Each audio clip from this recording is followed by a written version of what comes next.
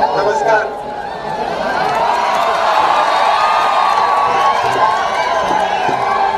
Congress party के वरिष्ठ नेता, हमारे प्यारे कार्यकर्ता, भाइयों और बहनों, प्रेस के हमारे मित्रों, आप सबका यहाँ बहुत बहुत स्वागत। आज बसवना जी की जयंती है। आज हम उनकी कर्मभूमि में, जन्मभूमि में हैं और आपने हमारा इतना अच्छा स्वागत किया, इसके लिए सबको बहुत बहुत धन्यवाद। आज सुबह मैं बसवना जी की समाधि गया और वहां पर जो उनकी जिंदगी के काम थे उनको देखने को मिला। कुछ ही दिनों में कर्नाटक में चुनाव आ रहा है और हमें याद रखना चाहिए कि जो लोकतंत्र का आइडिया है, लोकतंत्र की नींव है, वो सबसे पहले बसवना जी ने रखी थी। तो चाहे लोकसभा, राज्यसभा हो, चाहे हमारा कॉन्स्टिट्यूशन हो, या हमारे देश में जो लोकतंत्र का सिस्टम है, उसकी नींव बसवना जी की सोच ने रखी थी। और उनकी सोच थी कि समाज में भाईचारा हो, सबकी इज्जत हो, सबकी आवाज सुनाई दे। उनकी सोच थी कि हर व्यक्ति जरूरी होता है, चाहे वो अमीर हो, गरीब हो, किसी भी धर्म का हो, किसी भी जात का हो, सब लोग जरूरी है। और बसवना जी ने कहा था, डरो मत, सच्चाई बोलो और डरो मत, कुछ भी हो जाए डरो मत।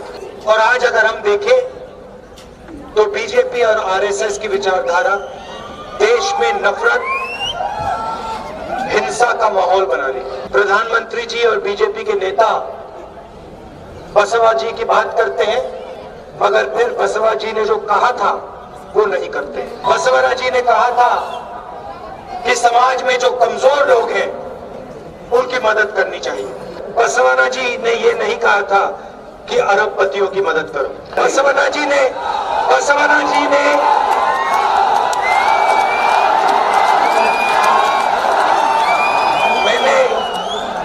मैंने बसवना जी की सोच पढ़ी है। उन्होंने कहीं नहीं लिखा कि देश के धन को अदानी जी को दिलवा दो। पार्लियामेंट हाउस में मैंने भाषण किया, मैंने प्रधानमंत्री से पूछा, आपका अदानी जी से रिश्ता क्या है? देश का पूरा धन अदानी जी को दिया जा रहा है, पोर्ट्स दिए जा रहे हैं, एयरपोर्ट दिए जा रहे हैं,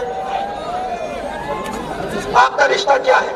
LIC का पैसा अदानी जी को दिया जा रहा है, क्यों दिया जा रहा है? पहले पार्लियामेंट में मेरा माइक ऑफ कर दिया, मगर उससे बात नहीं बनी।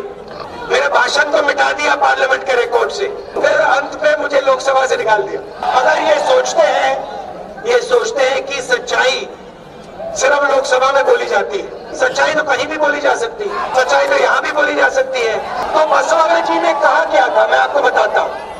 उन्होंने कहा था कि जो कमजोर लोग हैं, सरकार को उनके लिए काम करना चाहिए और हर व्यक्ति को बड़ा से बड़ा सपना देखने का हक है। किसान का बेटा हवाई जहाज चलाना सीखना चाहता है या बिजनेस में जाना चाहता है, अगर मजदूर का बेटा इंजीनियर बनना चाहता है तो उनको भी मौका मिलना चाहिए। बसवना जी ने कहा, उन्होंने ये भी कहा कि महिलाओं की रक्षा होनी चाहिए। तो हमने, कांग्रेस पार्टी ने बसवना जी की जो सोच है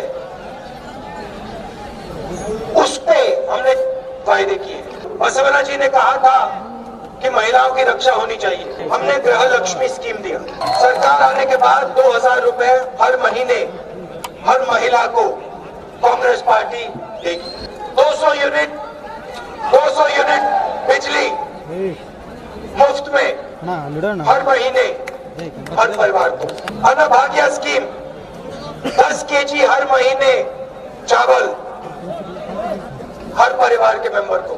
और शायद सबसे जरूरी, युवा निधि 3000 रुपए महीने हर ग्रेजुएट को और 1500 रुपए जिनको डिप्लोमा मिला है उनको हर महीने। तो एक तरफ हमने जो वायदे किए हैं बसवना जी की सोच के वायदे किए। अब मैंने बसवना जी की सोच पढ़ी है, किताबें पढ़ी हैं, और उनमें मैंने बहुत ढूंढा, कोशिश की कि उनकी किताब में, उनकी सोच में कहीं 40% कमीशन लेने की बात हो।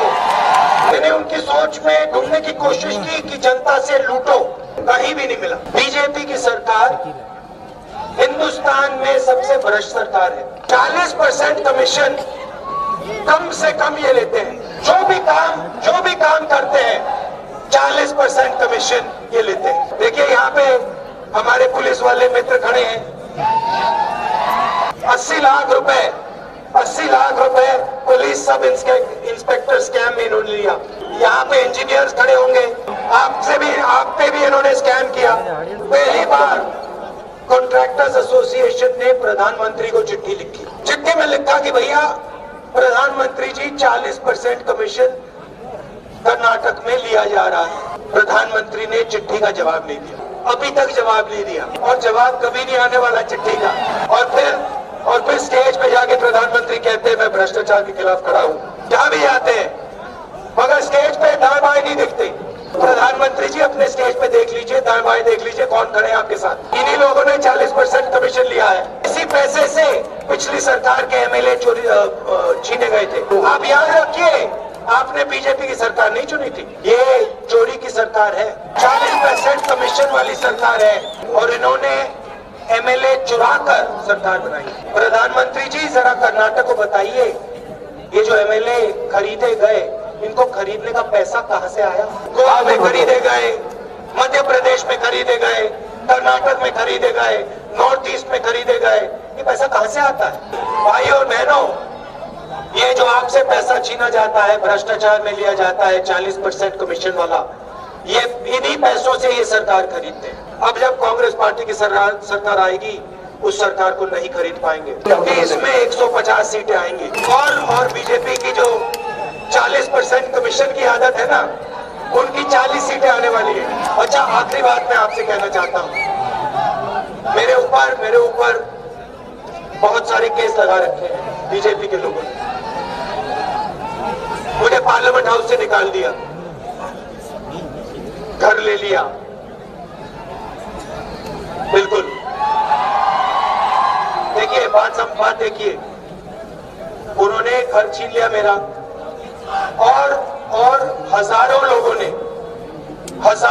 ने कहा, मुझे चिट्ठी लिखी, राहुल जी आप हमारे घर लेने आ जाए, मुझे कोई घर की जरूरत नहीं। इन्होंने ले लिया, अच्छा किया। मगर केस में कहा कि मैंने ओबीसी के बारे में गलत शब्द प्रयोग, इससे पहले मैं किसी के बारे में गलत शब्द प्रयोग नहीं करता। हिंदुस्तान के हर व्यक्ति की इज्जत करता। जैसे मैंने कहा था, नफरत के बाजार में मोहब्बत की दुकान खोलता।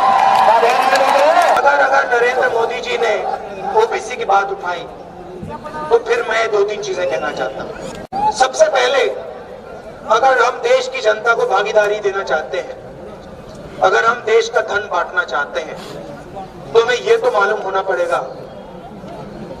कि कौन से लोग कितने हैं, कितनी आबादी किसकी है, आदिवासी कितने हैं, दलित कितने हैं, ओबीसी कितने हैं, एससी कितने हैं, माइनॉरिटी कितने हैं, ये पता तो लगाना पड़ेगा। क्योंकि अगर हमें यही नहीं मालूम तो देश के धन को बांटा कैसे जाए।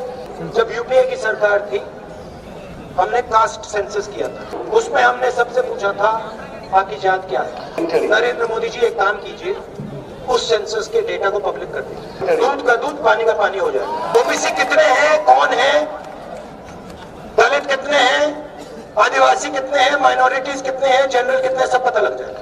नरेंद्र मोदी जी से सवाल है, आप ओबीसी सेंसस के डेटा को रिलीज क्यों नहीं कर रहे हो? क्योंकि आप ओबीसी को हिंदुस्तान का धन नहीं बांटना चाहते। क्योंकि अगर आपकी नियत साफ होती तो आप सेंसस डेटा को रिलीज करते। तो ये हुआ पहला काम। और अगर आप इस काम को नहीं करोगे, पहले हम आप पे दबाव डालेंगे और फिर हम करके दिखाएंगे। दूसरी बात, ये जो 50% का आर्टिफिशियल कैप लगा रखा है रिजर्वेशन पे, उसको आप हटाइए।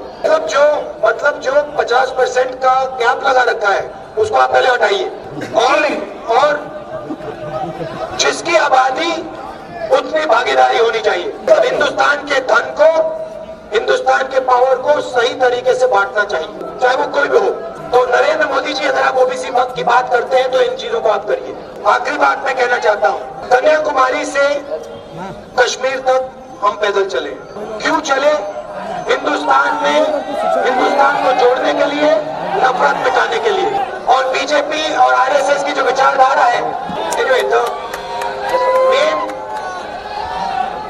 जरूरी बात यह है कि हम आरएसएस बीजेपी की विचारधारा के खिलाफ हैं। हम बीजेपी और आरएसएस जो नफरत और हिंसा फैला रही है, हम उनके खिलाफ हैं और हम उनसे डरने वाले नहीं हैं। चाहे कुछ भी हो जाए, हम विचारधारा की लड़ाई लड़ेंगे और बीजेपी आरएसएस को हराएंगे। आप सब यहाँ आज आए, मेरी बात सुनने आए, इसके लिए आप सबको दिल से बहुत बहुत धन्यवाद। और कांग्रेस पार्टी को 150 सीटों से जिताना है, बीजेपी को 40%